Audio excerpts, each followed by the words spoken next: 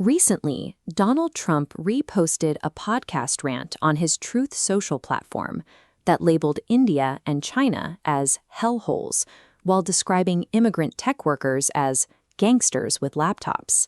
These posts coincide with a newly signed executive order targeting birthright citizenship, a move that transitions the debate from social media toward a formal legal challenge against the existing system.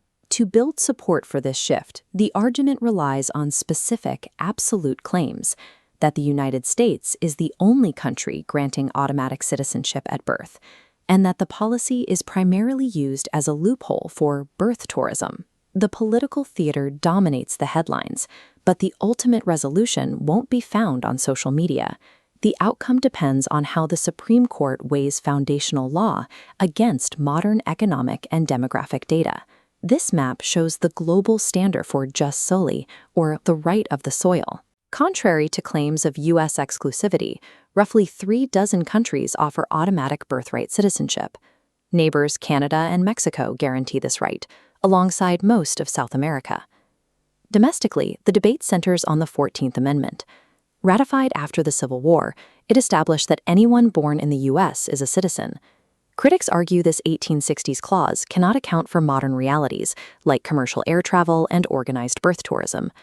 This tension between a century-old constitutional right and modern migration concerns is the core of Trump versus Barbara, a case with the potential to narrow the scope of American citizenship for the first time since the 1860s.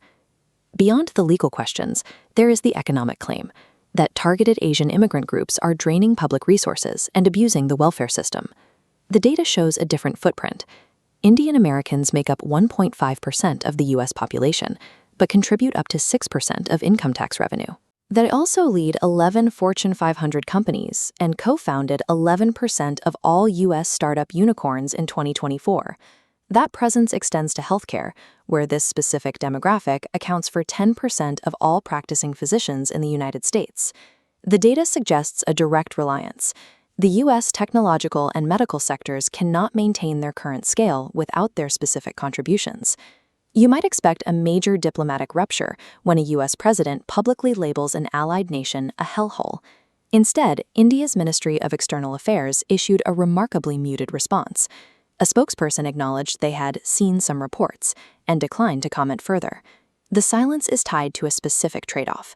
While the posts were circulating, a crucial Indian trade delegation was in Washington, negotiating energy waivers to secure their country's fuel supply. This highlights the cold logic of national interest. When energy security and trade waivers are on the table, the necessity of cooperation outweighs the impulse to respond to a public insult.